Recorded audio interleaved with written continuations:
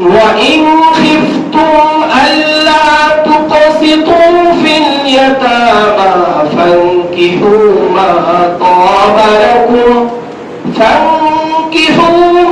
طاب لكم من النساء مثنى وثلاث ورباع فإن خفتم ألا تعدلوا فواحدة أو ما ملكت أيمانكم আল্লাহ তাআলা বলেন নারীদের ভিতর থেকে যাদেরকে তোমাদের পছন্দ হয় তাদের ভিতর থেকে তোমরা 2 জন 3 জন 4 জন পর্যন্ত বিবাহ করতে পারবে।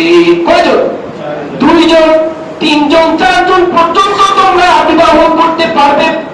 এরপরে যদি তোমরা আশঙ্কা করো ইনখিফতুম আল্লাহ তা'দিলু, তোমরা যদি আশঙ্কা করো যদি বহু বিবাহ করো এর ভিতরে তোমরা তাদের অধিকার সঠিকভাবে আদায় করতে পারবে না, তাদের হকগুলো যথাযথভাবে আদায় করতে পারবে না, তাহলে তোমাদেরকে এক স্ত্রী নিয়ে তোমাদেরকে সন্তুষ্ট থাকতে হবে। কয়জন? একজনকেই সন্তুষ্ট থাকতে হবে। যদি তোমরা কিনা করতে পারো তাদের অধিকারগুলো যথাযথভাবে আদায় করতে না পারো তাহলে একজন স্ত্রীকে নিয়ে তোমাদের সন্তুষ্ট থাকতে হবে। তাহলে ইসলাম এখানে একসাথে 4 জন স্ত্রীকে রাখার অনুমতি দিয়েছে কি সাপেক্ষে? শর্ত সাপেক্ষে। কি সাপেক্ষে জন্য বলি? শর্ত সাপেক্ষে। শর্ত কি? তাদের যে অধিকার আছে, তাদের বাসস্থান, অন্য বাসস্থান এবং তাদের স্বাভাবিক জীবনযাপনের যে প্রক্রিয়া আছে এটাকে সঠিকভাবে যদি আপনি 4 জন স্ত্রীর মাঝে সমানভাবে আপনি বন্টন করতে পারেন তবেই আপনার জন্য একসাথে 3 জন বলেন 2 জন বলেন সর্বোচ্চ 4 জন স্ত্রীকে আপনি রাখতে পারবেন যদি আপনি তাদের 4 জনের ভিতরে কি করতে পারেন? সমতা বিধান বজায় রাখতে পারেন। إن الحمد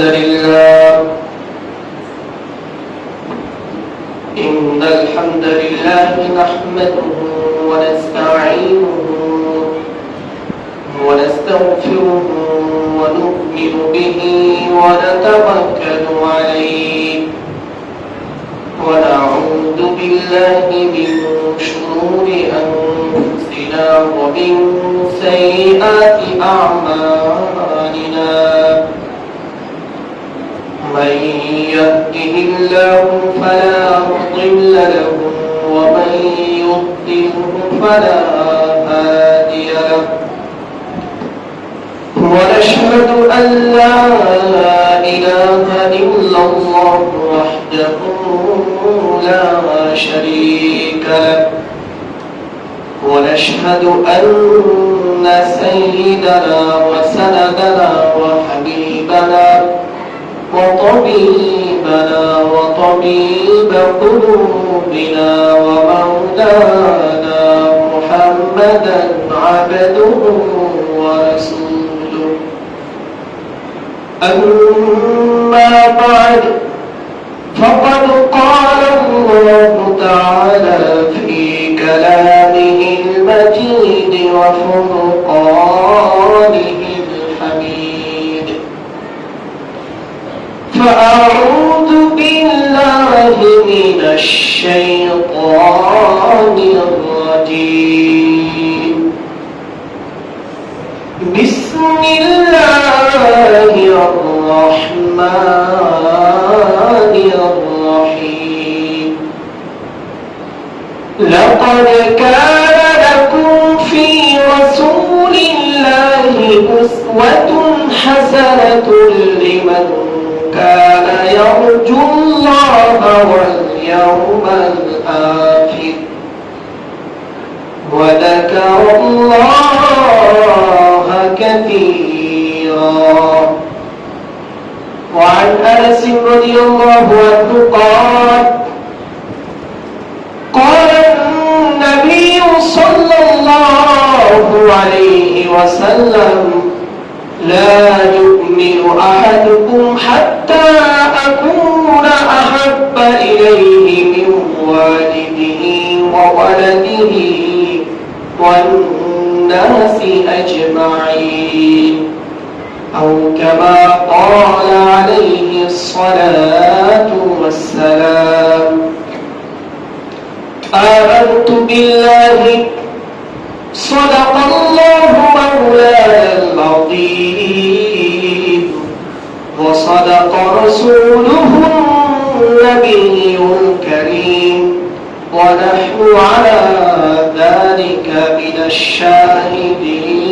والشاكرين والحمد لله رب العالمين.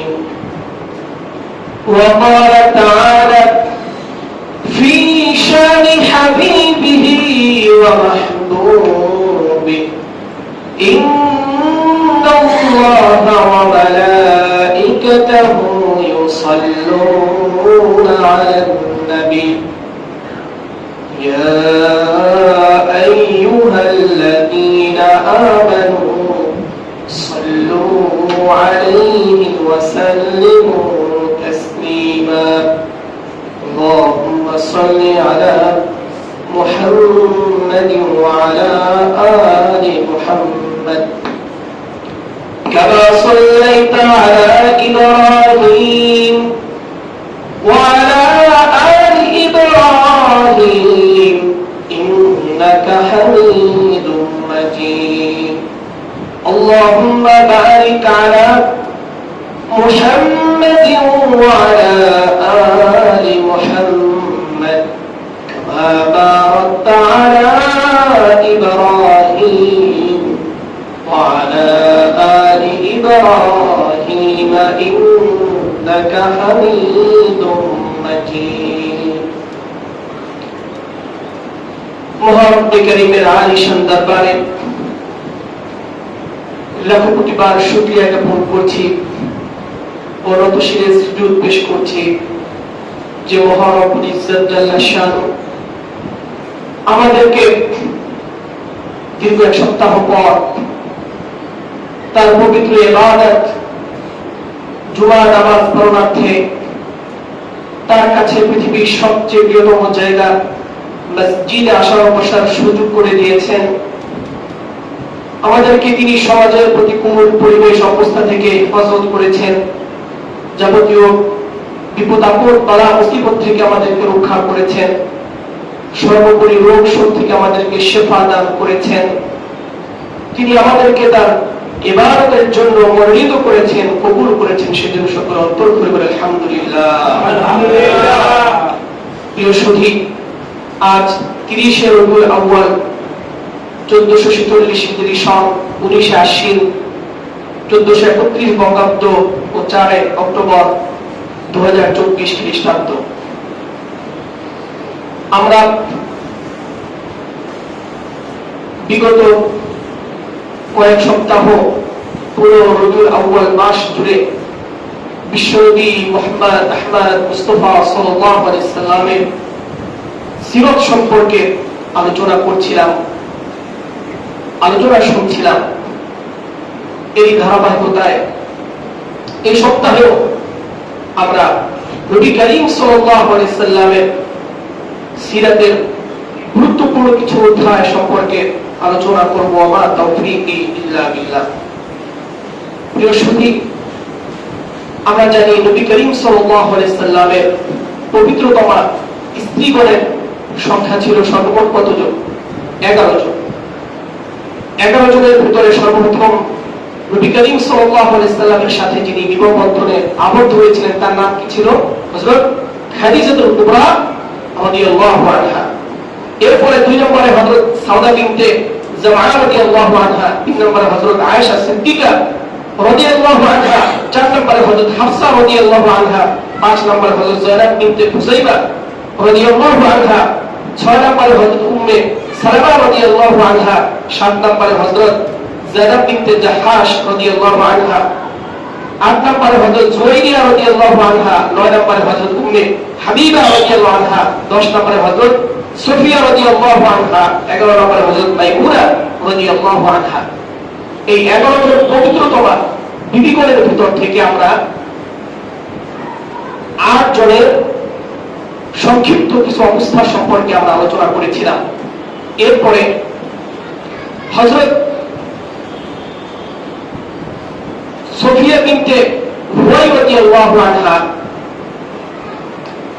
তিনি এবং আরো বাকি 2 জন স্ত্রীর সংক্ষিপ্ত অবস্থা বর্ণনা বাকি ছিল।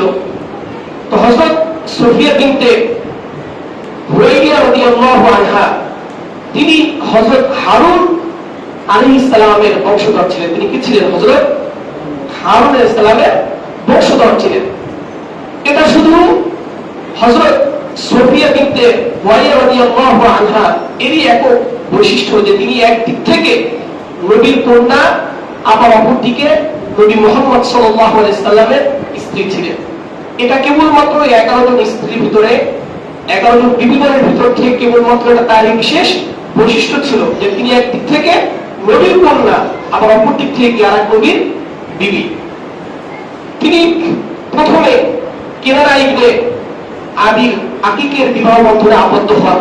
এরপরে মহানবী সাল্লাল্লাহু আলাইহি সাল্লামের সাথে তার বিবাহ হয়।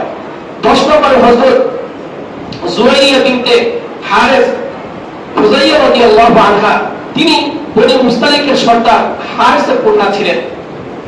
তিনি যুদ্ধে বন্দী হয়ে নবী মুহাম্মদ সাল্লাল্লাহু আলাইহি সাল্লামের কাছে আসেন, সেখানে তার বিবাহ হয়। তার বিবাহের পরে তার পিতা মুসলমান হয়ে যান। এরপরে সর্বশেষ হযরত মাইমুনা বিনতে হারিস হিলালিয়া রাদিয়াল্লাহু আনহা, তিনি প্রথমে মাসউদ ইবনে উমরের বিবাহ বন্ধনে আবদ্ধ হন। এরপর তিনি তাকে তালাক দিলে আবু রেহাম তাকে বিবাহ করেন। আবু রেহামের ইন্তেকালের পর মহানবী সাল্লাল্লাহু আলাইহি সাল্লাম তাকে বিবাহ করেন। এই মোট 11 জন স্ত্রীর সংক্ষিপ্ত অবস্থা। এখন আমাদেরকে কয়েকটি বিষয় ভালোভাবে খেয়াল রাখতে হবে।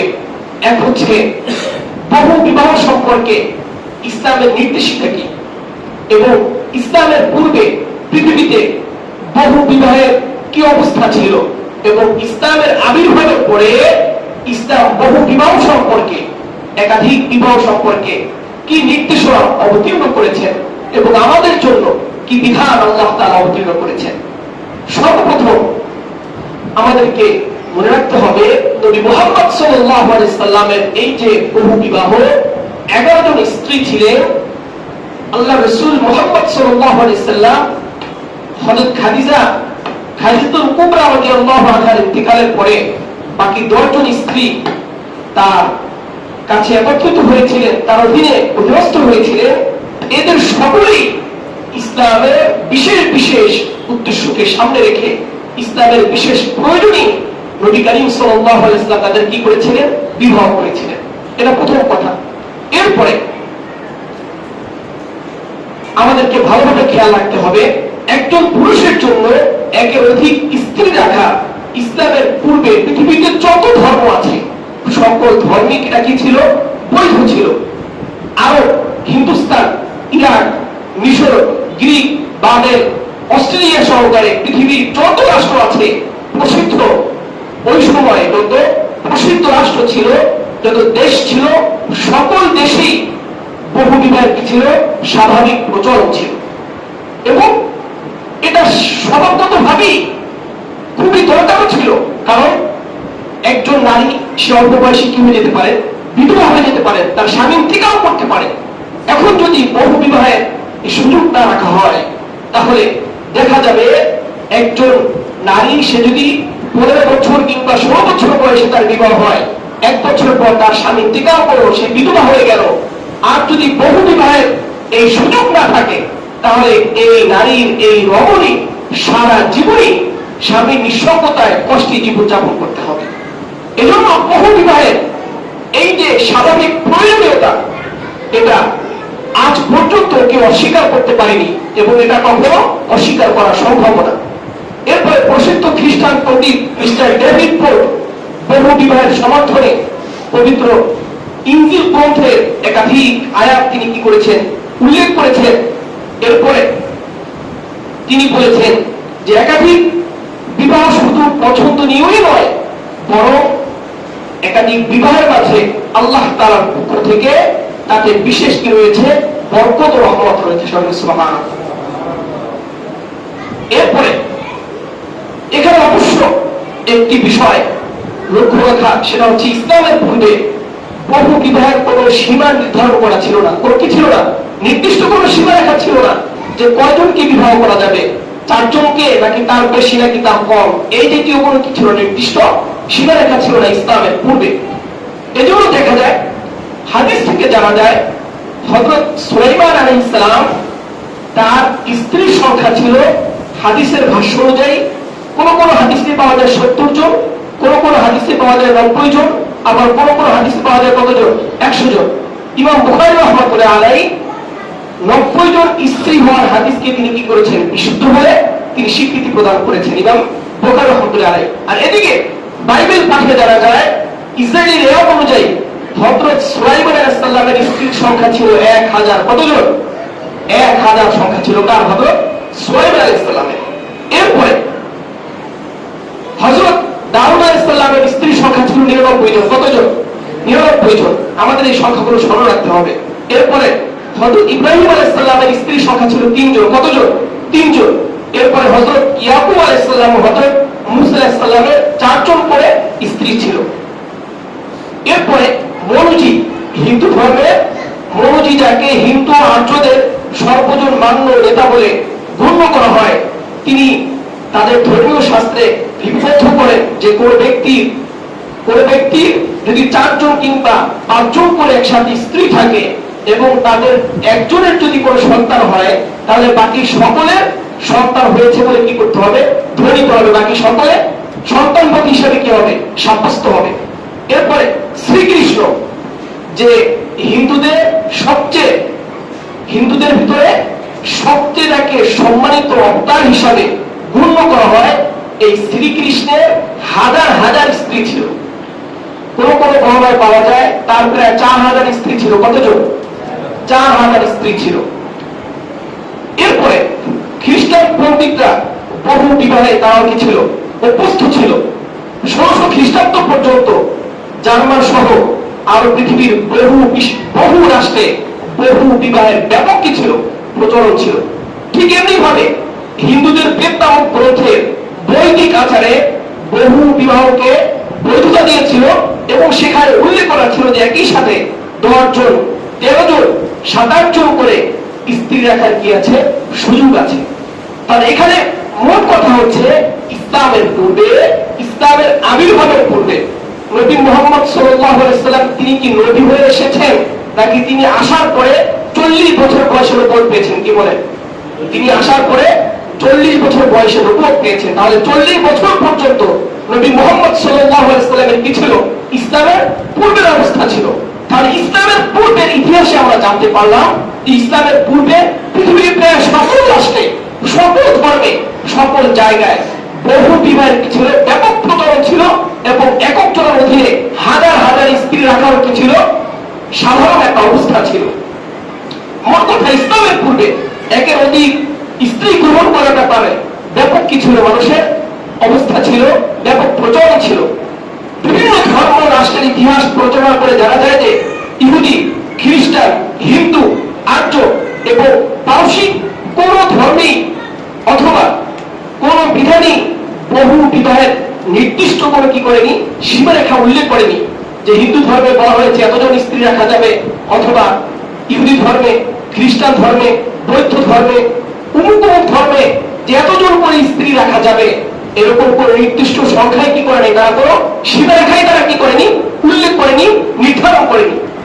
এবং এই যে স্বাভাবিক অবস্থাটা, এটা ইসলামের প্রাথমিক যুগে ওটা কি ছিল? এর স্বাভাবিক অবস্থায় রাখা হয়েছে। ইসলামের শুরুর যুগেও নির্দিষ্ট কোনো কি করা হয়নি? সীমা নির্ধারণ করা হয় নাই। ইসলামের শুরুর যুগেও কোনো কি করা হয় নাই? কতজন স্ত্রী একসাথে রাখা যাবে, কয়জন কি বিবাহ করা যাবে, এটা স্বাভাবিক যে অবস্থাটা ছিল এর উপরে কি করা হয়েছে? ছেড়ে দেওয়া হয়েছে। এজন্য দেখা যায় যে কোন কোন সাহাবায়ে কেরামের বিবাহে 4 জনের থেকেও অধিক পরিমাণ স্ত্রী কি ছিল? সংখ্যা ছিল। কোন কোন সাহাবায়ে কেরাম 10 জনেরও বেশি একসাথে কি করেছেন? বিবাহ করেছেন। ইসলামের এই বহু বিবাহের বিধান আসার আগ পর্যন্ত এই অবস্থায় ছিল। হযরত খাদিজা রাদিয়াল্লাহু আনহা ইন্তিকালের পর মহানবী সাল্লাল্লাহু আলাইহি সাল্লামের বিবাহে ইসলামের বিশেষ বিশেষ প্রয়োজনে কতজন স্ত্রী একত্রিত হয়েছিল? 10 জন স্ত্রী একত্রিত হয়েছিল। এরপরে যখন দেখা গেল যে বহু বিবাহের মাঝে নারীদের অধিকার খর্ব হচ্ছে, নারীদের কি হচ্ছে? অধিকার খর্ব হচ্ছে। আর আমরা জানি ইসলামের পূর্বে নারীদেরকে কোন ধর্মেই কি করে নেই? সম্মান দেখায় নেই। ইসলামের পূর্বে নারীদেরকে যথাযথ মর্যাদা পৃথিবীর কোন ধর্মেই দেওয়া হয়নি, কোন সমাজে দেওয়া হয়নি। ইসলামী কেবলমাত্র একমাত্র ধর্ম, যে ধর্ম নারীদেরকে মায়ের আশিরে ভূষিত করেছেন এবং মায়ের পায়ের নিচে সন্তানের বেহেশত করে আখ্যায়িত করেছেন। সুবহানাল্লাহ। ইসলামী নারীদেরকে সবচেয়ে বেশি সম্মান দিয়েছে, অধিকার দিয়েছে। এরপরে যখন দেখা গেল যে এই একাধিক বিবাহের মাঝে নারীদের অধিকার খর্ব করা হচ্ছে, প্রথমত পুরুষেরা লোভের বশবর্তী হয়ে একাধিক বিবাহে তারা আবদ্ধ হতো, একাধিক স্ত্রী তারা গ্রহণ করত। এরপরে সঠিকভাবে যথাযথভাবে তাদের অধিকার আদায় করা হতো না, তাদের প্রতি সমতার বিধান এটা কি করা হতো না, লক্ষ্য রাখা হতো না, সঠিকভাবে তাদের অধিকার করে তাদেরকে বুঝিয়ে দেওয়া হতো না। আর যেহেতু কোরআনে আযীম এবং ইসলাম এসেছিল পৃথিবীর যাবতীয় জুলুমকে নিবাপিত করার জন্য, সকল জুলুমকে পরিপূর্ণরূপে ধূলিসাৎ করার জন্য, এজন্য দুনিয়া থেকে যত জোর ও জুলুম আছে সকল কিছু বিলুপ্ত করে দেওয়ার জন্য যেহেতু পবিত্র কোরআন অবতীর্ণ হয়েছে, এই জন্য মানুষের স্বাভাবিক প্রয়োজনের দিকে লক্ষ্য রেখে ইসলাম বহু বিবাহকে নিষিদ্ধ করেনি, তবে বহু বিবাহের ক্ষেত্রে ইসলাম সীমারেখা নির্ধারণ করে দিয়েছে। ইসলাম কি করেছে? নির্দিষ্ট সীমারেখা নির্ধারণ করে দিয়েছে। এবং আল্লাহ তাআলা এ সম্পর্কে পবিত্র কালামুল্লাহ শরীফের 4 নম্বর পারা সূরাতুন নিসা 3 নম্বর আয়াতে ইরশাদ করেন, وَإِنْ خِفْتُمْ أَلَّا تُقْسِطُوا فِي الْيَتَامَى فَانكِحُوا مَا طَابَ لَكُم مِّنَ النِّسَاءِ مَثْنَى وَثُلَاثَ وَرُبَاعَ فَإِنْ خِفْتُمْ أَلَّا تَعْدِلُوا فَوَاحِدَةً أَوْ مَا مَلَكَتْ أَيْمَانُكُمْ। আল্লাহ তাআলা বলেন, নারীদের ভিতর থেকে যাদেরকে তোমাদের পছন্দ হয় তাদের ভিতর থেকে তোমরা 2 জন 3 জন 4 জন পর্যন্ত বিবাহ করতে পারবে। কয়জন? 2 জন 3 জন 4 জন পর্যন্ত তোমরা বিবাহ করতে পারবে। এরপরে যদি তোমরা আশঙ্কা করো, তোমরা যদি আশঙ্কা করো যদি বহু বিবাহ করো, এর ভিতরে তোমরা তাদের অধিকার সঠিকভাবে আদায় করতে পারবে না, তাদের হকগুলো যথাযথভাবে আদায় করতে পারবে না, তাহলে তোমাদেরকে এক স্ত্রী নিয়ে তোমাদেরকে সন্তুষ্ট থাকতে হবে। কয়জন? একজনকে নিয়ে সন্তুষ্ট থাকতে হবে। যদি তোমরা কিনা করতে পারো, তাদের অধিকারগুলো যথাযথভাবে আদায় করতে না পারো, তাহলে একজন স্ত্রীকে নিয়ে তোমাদের সন্তুষ্ট থাকতে হবে। তাহলে ইসলাম এখানে একসাথে 4 জন স্ত্রীকে রাখার অনুমতি দিয়েছে কি সাপেক্ষে? শর্ত সাপেক্ষে। কি সাপেক্ষে জন্য বলি? শর্ত সাপেক্ষে। শর্ত কি? তাদের যে অধিকার আছে, তাদের বাসস্থান, অন্য বাসস্থান এবং তাদের স্বাভাবিক জীবনযাপনের যে প্রক্রিয়া আছে, এটাকে সঠিকভাবে যদি আপনি 4 জন স্ত্রীর মাঝে সমানভাবে আপনি বন্টন করতে পারেন, তবেই আপনার জন্য একসাথে 3 জন বলেন 2 জন বলেন সর্বোচ্চ 4 জন স্ত্রীকে আপনি রাখতে পারবেন, যদি আপনি তাদের 4 জনের ভিতরে কি করতে পারেন? সমতা বিধান বজায় রাখতে পারেন। যদি কোনো ব্যক্তি এমন হয় যে 4 জন স্ত্রীকে সমানভাবে তাদের অধিকার আদায় করতে পারবে না, ইসলাম তাকে 4 জন স্ত্রী রাখার অনুমতি কখনই প্রদান করবে না। 4 জন স্ত্রী রাখার কিংবা 3 জন কিংবা 2 জন, এটা তখনই তাকে অনুমতি দেওয়া হবে যতক্ষণ পর্যন্ত সে কি করতে পারবে? সকল অধিকার সমানভাবে আদায় করতে পারবে। এখন এখানে অনেকগুলো বিষয় আছে। আমাদের দেশে তো বহু বিবাহকে একটা সামাজিক আইন তৈরি মনে করা হয়, সবাই নাউজুবিল্লাহ। বহু বিবাহ এটা ইসলামের যে নির্দিষ্ট বিধান আছে, বিধান মেনে একাধিক বিবাহ, যেটা আরব বিশ্বে এটাকে তারা করে দোষী মনে করে না। আরব বিশ্বে 2 জন 3 জন 4 জন সতীর একসাথে থাকাকে তারা গর্ব মনে করে। কি মনে করে? একসাথে থাকাকে তারা কি মনে করে? গর্ববোধ মনে করে। তারা নিজেদেরকে এটা নিয়ে প্রাউড ফিল করে। তারা কখনই আমাদের মতো, বিশেষ করে এই উপমহাদেশে, বিশেষ করে বাংলাদেশের জমিনে অধিক বিবাহকে ত্রুটি মনে করা হয়। এর কারণ আছে। এর কারণ হচ্ছে যখন একজন ব্যক্তি প্রথম বিবাহের পরে দ্বিতীয় যখন বিবাহ করে, তখন প্রথম স্ত্রীকে পরিপূর্ণরূপে উপেক্ষা করে, তার কোনো খোঁজ খবরই রাখে না, তার প্রতি অমানবিক আচরণ করা হয়। এই জন্য নারীরা, বাংলাদেশের নারী সমাজের নারীরা, তারা দ্বিতীয় বিবাহের নাম শুনে তারা ভয় পায়। কেন ভয় পায়? যে তাদের স্বামী যখনই দ্বিতীয় বিবাহে আবদ্ধ হবে, পূর্বের জনকে একদমই ভুলে যাবে, কোনো খোঁজ খবরই রাখে না, তাদের প্রতি জুলুম করা হয়, তাদের অন্য বাসস্থান সবকিছুকে কি করা হয়? পরিপূর্ণরূপে পরিত্যাগ করা হয়। এই জন্য নারীরাও ধরে নিয়েছে যে আমার স্বামী যদি 2 জন কিংবা 3 জন স্ত্রীর কাছে যায়, 4টা বিবাহ করে, তাহলে আমার কপাল থেকে স্বামীর সংসার শেষ, স্বামীর ভাত কাপড় শেষ, স্বামীর কাছ থেকে আদর সোহাগ পাওয়া সব শেষ। অতএব যে কোনো ভাবি হোক তাকে আর একটা বিবাহ করতে দেওয়া যাবেই না। তাদের যুদ্ধ সংগ্রাম যা করার আগে সব করবো, কিন্তু আমার স্বামীকে দ্বিতীয় বিবাহ কোনোভাবেই করতে দিব না। এজন্য কি তারা দায়ী নাকি স্বামীরা দায়ী? কি বলেন? স্বামীরাই দায়ী। কারণ স্বামী তাদেরকে ভয় দেখিয়েছে, ভয় পাইয়েছে, ইসলামের বিধান তারা পরিপূর্ণভাবে ফলো করেনি। এজন্য দেখা যায় নারীরা ভয় পায়। কিন্তু যদি এমন হয়, এটা আমি দেখেছি, এক জায়গায় দেখেছি, একজন ব্যক্তি 2 জনকে বিবাহ করেছে, তার 2 স্ত্রী, কিন্তু 2 জন একই রকম বান্ধবীর মতো আচরণ করে। এটা কেউ কল্পনা করতে পারবে না, হেমায়তপুরে এখনো আছে। তো ওইখানে 2 জন সতীন একসাথে থাকে, একে অপরকে সই বলে ডাকে। কি বলে? সই। কি বলে? সতী সতীনকে সই বলে। আমি নিৎকারে শুনেছি, ওইখানে লেখাপড়া করতাম। তো যাই হোক, ভিন্ন কথা। তো এরকম যদি হয় যে যদি কোনো ব্যক্তি সকল স্ত্রীকে 2 জন হোক, 3 জন হোক, 4 জন হোক, সকল অধিকার যদি সমানভাবে পালন করতে পারে, তাহলে নারীরাও ভয় পাবে না। আবার এদিকে দেখা যায় অনেক সময় এমন হয় যে একজন পুরুষের তার সার্বিকভাবে সক্ষমতা থাকা সত্ত্বেও সে যদি কি করে, একজন স্ত্রীকে নিয়ে থাকে, তখন সে কি করে, একজন স্ত্রীকে নিয়ে যখন তার স্বাভাবিক অবস্থা পূর্ণ হয় না, সে তখন অবৈধ পথে হাঁটে, পরকীয়ায় লিপ্ত হয়, বিভিন্ন খারাপ জায়গায় সে কি করে ঘুরে বেড়ায়। এজন্য আমাদেরকে এগুলো পরিহার করতে হবে। যদি কোনো স্বামীর সক্ষমতা থাকে যে সে স্ত্রীর পূর্বের স্ত্রী, তার প্রথম স্ত্রীর সম্পূর্ণ ভরণ পোষণ দিয়ে দ্বিতীয় আরেকজন স্ত্রী গ্রহণ করতে পারে, বা তাকে উভয় অধিকার সমানভাবে পালন করতে পারে, তাহলে নারীদের উচিত স্বামীকে আরেকটা বিবাহ করার সুযোগ দেওয়া। যদি তাকে সুযোগ না দেওয়া হয়, তাহলে সে অবৈধ পথে হাঁটবে। কি করবে? অবৈধ পথে হাঁটবে। আর এটা যদি স্ত্রীর কারণেই হয়ে থাকে, তাহলে তার পাপের ভাগ স্ত্রীকেও নিতে হবে। এই জন্য আমাদেরকে বুঝে শুনে সিদ্ধান্ত নিতে হবে।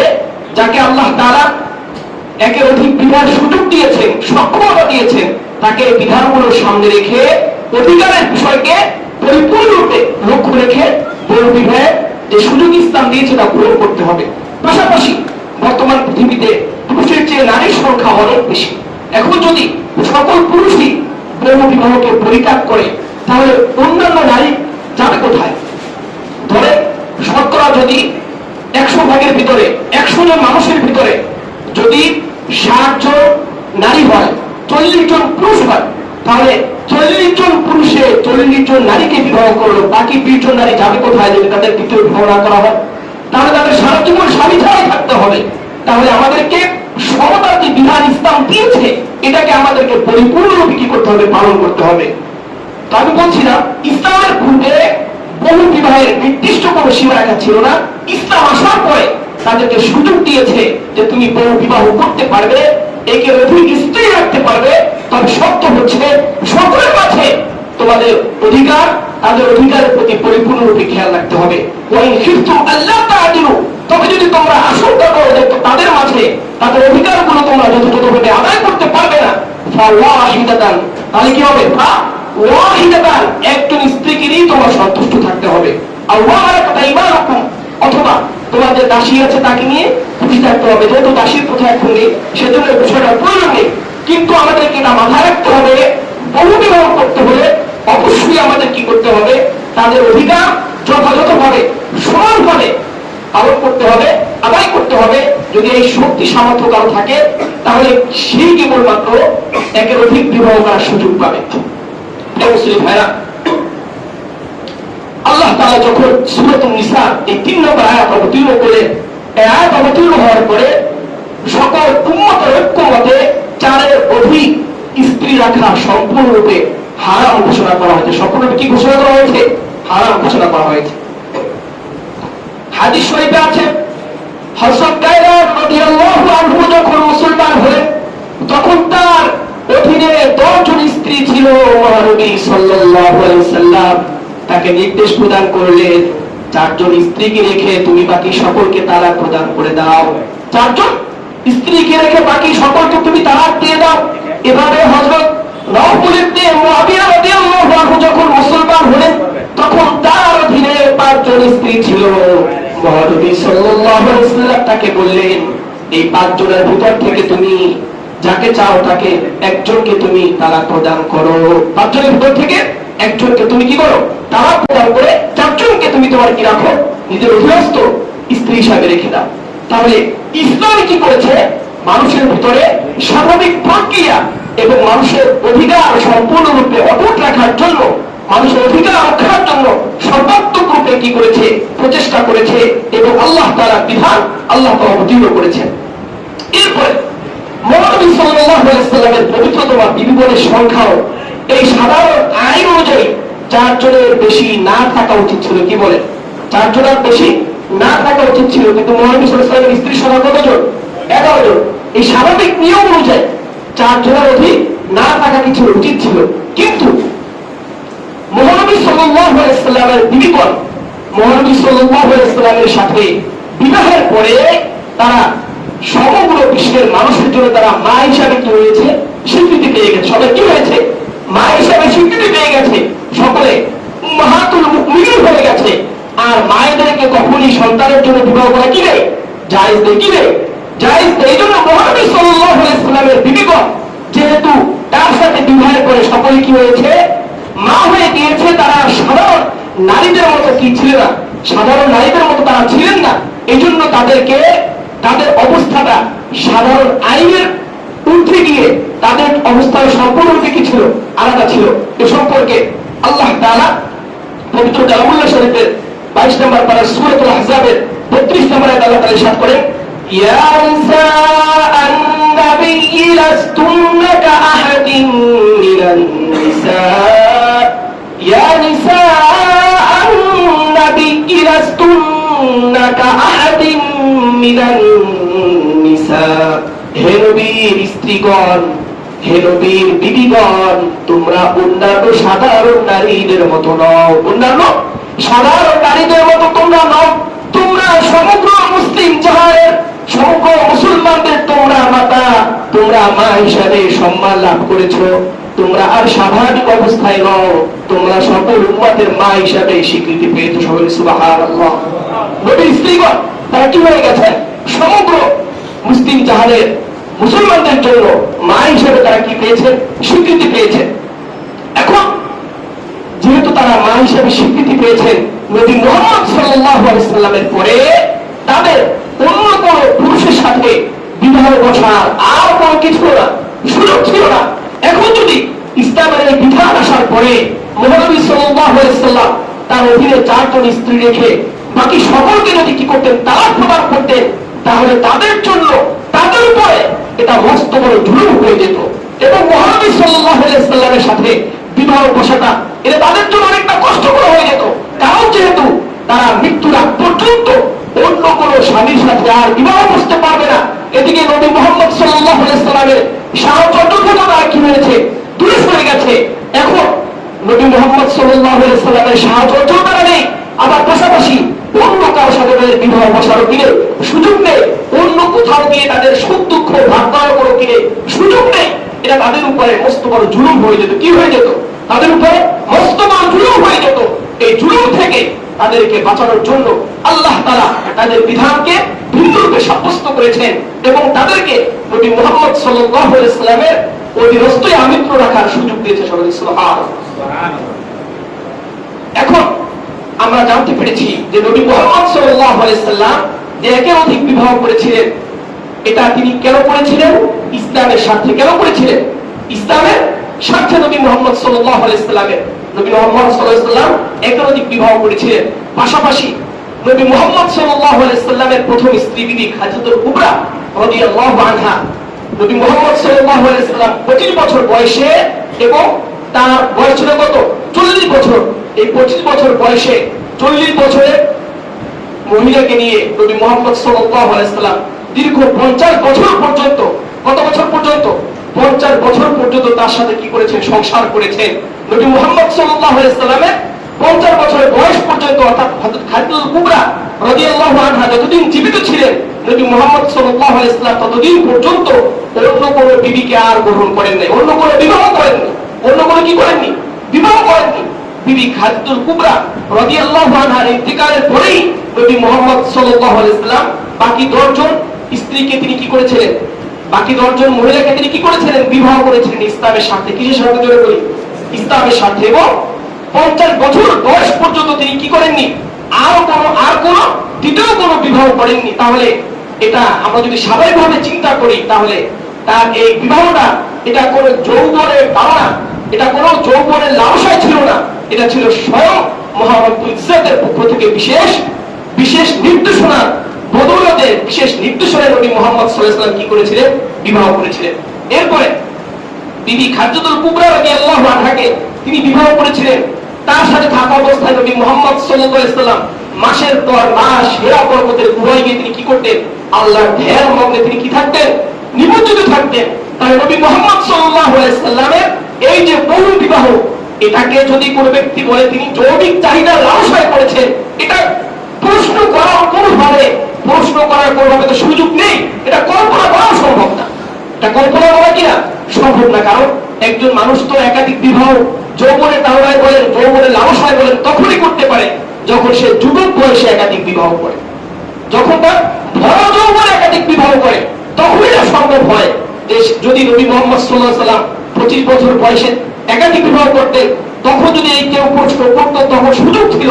কিন্তু নবী মুহাম্মদ সাল্লাল্লাহু আলাইহি ওয়াসাল্লাম 25 বছর বয়স থেকে নিয়ে 50 বছর বয়স পর্যন্ত তার চেয়ে 15 বছর বয়সে বড় একজন মহিলার সাথে তিনি কি করেছেন? সংসার করেছেন। এবং 50 বছরের সাংসারিক জীবনে অন্য কোনো নারীকে বিবাহ করেননি। তিনি ইন্তিকালের পরে বাকি 10 জন নারীকে তিনি কি করেছেন? বিবাহ করেছেন। তাহলে এটা বোঝা যায় এটা কেবলমাত্র ইসলামের স্বার্থেই হয়েছে। এটা নবী মুহাম্মদ সাল্লাল্লাহু আলাইহি ওয়াসাল্লামের নিজের যৌবনের লালসায় কখনোই ছিল না। সবাই বুঝতে পেরেছি তো? কি বলে? এখন যদি কোনো ব্যক্তি প্রশ্ন করে যে নবী মুহাম্মদ সাল্লাল্লাহু আলাইহি ওয়াসাল্লামের বিবাহ, এটা নিয়ে বহু বিবাহ নিয়ে যদি কেউ প্রশ্ন করতে চায়, তাহলে আমরা বলবো নিঃসন্দেহে তার সিরাত সম্পর্কে, নবী মুহাম্মদের সিরাত সম্পর্কে এবং ইসলামের পূর্বের স্বাভাবিক পৃথিবীর অবস্থা সম্পর্কে তার ন্যূনতম জ্ঞান নেই, ন্যূনতম ধারণা নেই। যদি কোনো ব্যক্তি প্রশ্ন করতে চায়, তাহলে বোঝা যাবে সে অজ্ঞতা, মূর্খতা নিয়েই কি করছে? নবী মুহাম্মদের উপরে প্রশ্ন ছুড়ে দিচ্ছে। এই অধিকার নেই তার। কারণ নবী মুহাম্মদ সাল্লাল্লাহু আলাইহি ওয়াসাল্লামের সিরাত সম্পর্কে যারা জানবে, ইসলামের পূর্বে পৃথিবী সম্পর্কে যারা জানবে, তারা কখনোই এই প্রশ্ন করতে পারবে না যে নবী মুহাম্মদ সাল্লাল্লাহু আলাইহি ওয়াসাল্লাম কি করেছিলেন, 11 বিবাহ করেছিলেন এবং কেন করেছেন। এই যেহেতু প্রশ্ন করা কারো কোনো কি নেই, সুযোগ নেই। এই জন্য যারা করে নিঃসন্দেহে তারা মূর্খ কিংবা অন্ধ।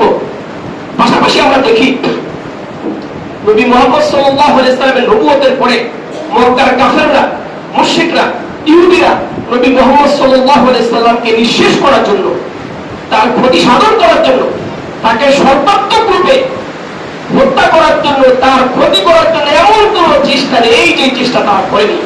কিন্তু এত কিছু সত্ত্বেও নবী মুহাম্মদ সাল্লাল্লাহু আলাইহি ওয়াসাল্লাম এই যে 11 বিবাহ করেছিলেন, এটা কি তাদের সামনে ছিল কি ছিল না? কি বলেন? এটা তো তাদের সমানই ছিল। কি বলেন? নবী মুহাম্মদ সাল্লাল্লাহু আলাইহি ওয়াসাল্লামের বিবাহটা তাদের সামনেই হয়েছে না? কি বলেন? এই বিবাহ তাদের সামনেই হয়েছিল। তাদের সামনে হওয়া সত্ত্বেও নবী মুহাম্মদকে তারা সর্বপ্রকারে ক্ষতি করার সুযোগ পাওয়ার সর্বাত্মক চেষ্টা করা সত্ত্বেও তারা নবী মুহাম্মদ সাল্লাল্লাহু আলাইহি ওয়াসাল্লাম বিবাহ নিয়ে কোনো প্রশ্ন করেনি, কোনো শত্রুর ব্যাপারে কোনো কথা উত্থাপন করেননি। কারণ তারা জানতে পেরেছিলেন নবী মুহাম্মদ সাল্লাল্লাহু আলাইহি ওয়াসাল্লামের এই বিবাহটা এটা কখনই নিজের যৌবনের চাহিদাই ছিল না, নিজের যৌবনের লালসায় ছিল না। এটা ছিল কেবলমাত্র মানবিক কারণে এবং এটা ছিল আল্লাহ তাআলার পক্ষ থেকে বিশেষ ইশারা। নবী মুহাম্মদ সাল্লাল্লাহু আলাইহি ওয়াসাল্লাম হযরত খাদিজাতুল কুবরা রাদিয়াল্লাহু আনহার পরে বাকি যে 10 জন স্ত্রীকে বিবাহ করেছিলেন, এর বেশিরভাগই ছিল তাদের স্বামীগণ যুদ্ধে গিয়ে কি হয়েছিলেন? শহীদ হয়েছিলেন। এবং এই শহীদের বিধবা স্ত্রীদেরকে নবী মুহাম্মদ সাল্লাল্লাহু আলাইহি ওয়াসাল্লাম সান্ত্বনা দেওয়ার জন্যই মূলত তাদের কি করেছিলেন? বিবাহ করেছিলেন। আরো বিশেষ কারণ রয়েছে। এর ভিতরে অন্যতম কারণ হচ্ছে তার যদি এই স্ত্রীদের এতজন স্ত্রীরা থাকতেন, তাহলে তাদের মাধ্যমে আমরা যে দিনের বিধানগুলো শিখেছি, এই বিধানগুলো আমাদের জন্য শেখা কখনোই কি ছিল না? সম্ভবপর ছিল না। এই জন্য বোঝা গেল আল্লাহ তাআলার বিশেষ ইশারায়, মানবিক কারণে এবং মানবিক কারণে আল্লাহ তাআলার বিশেষ ইশারায় নবী মুহাম্মদ সাল্লাল্লাহু আলাইহি ওয়াসাল্লাম কি করেছিলেন? এই 11 জন স্ত্রীকে তিনি কি করেছিলেন? বিবাহ করেছিলেন। এবং তার জীবদ্দশায় 11 জন স্ত্রীকে তিনি কি করেছিলেন? রেখেছিলেন। এর মূল কারণ কি জানো? বলি, এক হচ্ছে মানবিক কারণ, দ্বিতীয় কি? আল্লাহ তাআলার বিশেষ ইশারা। এজন্য এখানে যদি কেউ প্রশ্ন করতে চায়, তাহলে আমরা তাকে বলবো নিঃসন্দেহে সে ভণ্ড, মূর্খ ছাড়া কিছুই নয়। বলেন ঠিক কিনা? এজন্য যারা এই প্রশ্ন করতে চায় তাদেরকে আগে অবশ্যই বুঝতে হবে তখনকার যুগে পৃথিবীর প্রেক্ষাপট কেমন ছিল, পৃথিবীর অন্যান্য ধর্মের অবস্থা কি ছিল, মানুষের স্বাভাবিক প্রক্রিয়া কি ছিল, এবং ইসলাম আসার পরে এর অবস্থাটা কি হয়েছে, সবকিছু সামনে রেখে যদি আমরা কথা বলতে চাই, নবী মুহাম্মদ সাল্লাল্লাহু আলাইহি ওয়াসাল্লামের উপরে কথা বলার ন্যূনতম সুযোগ পৃথিবীর কোনো ব্যক্তি কখনোই খুঁজে পাবে না। এজন্য আমাদেরকে সঠিক ইতিহাস জানতে হবে, সঠিক ইতিহাস জেনে তখন আমাদেরকে কি করতে হবে, এর উপরে কথা বলার সুযোগ আমাদের আসবে। তো আমাদের মূল কথা হচ্ছে নবী মুহাম্মদ সাল্লাল্লাহু আলাইহি ওয়াসাল্লামের নবুয়তের পরে অনেক বিষয় সম্পর্কে আমরা জানতে পারি, কারণ তখন তিনি কি করেছেন, বিভিন্ন বিধান অবতীর্ণের জন্য বিভিন্ন নির্দেশিকা মানুষকে দিয়েছেন। এ সম্পর্কে পুরো বছরে কি হয়, আলোচনা হয়। মহানবী সাল্লাল্লাহু আলাইহি ওয়াসাল্লামের হাদিস নিয়ে প্রতি জুমায় কি হয়, পরে আয়াতের সাথে হাদিস পড়া হয়, কিন্তু নবুয়তের আগের যে বিষয়গুলো এগুলো কিন্তু সাধারণত আলোচনা হয় না। এই জন্য আমরা ধারাবাহিকভাবে মহানবী সাল্লাল্লাহু আলাইহি ওয়াসাল্লামের নবুয়তের আগের যে স্বাভাবিক যে অবস্থাগুলো ছিল আমরা এই সম্পর্কে ধারাবাহিক আলোচনা করছি। আল্লাহ তাআলা আমাদের সকলকে মহানবী সাল্লাল্লাহু আলাইহি ওয়াসাল্লামের এই সিরাত থেকে সঠিক শিক্ষা নিয়ে আমাদের সকলকে অনুপ্রাণিত হয়ে তার ভালোবাসা আমাদের অন্তরে আরোপ করে পৃথিবীর সকল মানুষের চেয়ে, নিজের সন্তানের চেয়ে, এমনকি নিজের জীবনের চেয়েও তাকে বেশি ভালোবাসার তৌফিক দান করেন সকল আমিন। কেননা রাসূল করিম সাল্লাল্লাহু আলাইহি ওয়াসাল্লাম বলেছেন, লা ইউমিনু আহাদুকুম হাত্তা আকুনা হাব্বা ইলাইহি মিন ওয়ালিদিহি ওয়া ওয়ালাদিহি ওয়ান নাসি আজমাইন। ততক্ষণ পর্যন্ত তোমরা মুমিন হতে পারবে না যতক্ষণ না পর্যন্ত আমি নবী মুহাম্মদকে তোমার নিজের চেয়ে, নিজের সন্তানের চেয়ে, নিজের পিতার চেয়ে, এমনকি পৃথিবীর সমগ্র মানুষের চেয়ে আমাকে বেশি ভালো না বাসবে। এই জন্য নবী মুহাম্মদ সাল্লাল্লাহু আলাইহি ওয়াসাল্লামের সিরাত সম্পর্কে আমরা যদি ভালোভাবে জানতে পারি, তাহলে তার মনুষ্যত্ব সম্পর্কে, তার শ্রেষ্ঠত্ব, উত্তম চরিত্র মাধুর্য সম্পর্কে যখন আমরা জানবো, তার প্রতি আমাদের ভালোবাসার মাত্রা আরো অধিক পরিমাণ বেড়ে যাবে। আল্লাহ তাআলা আমাদের সকলকে প্রকৃতপক্ষে আশিকে রাসূল হয়ে, নবী মুহাম্মদ সাল্লাল্লাহু আলাইহি ওয়াসাল্লামের হাকিকি আশিক হয়ে আমাদের এই জীবনে, আমাদের উভয় জাহানে আল্লাহ তাআলা কামিয়াবি দান করে সকল আমিন। ওয়া আখিরু দাওয়ানা আলহামদুলিল্লাহি রাব্বিল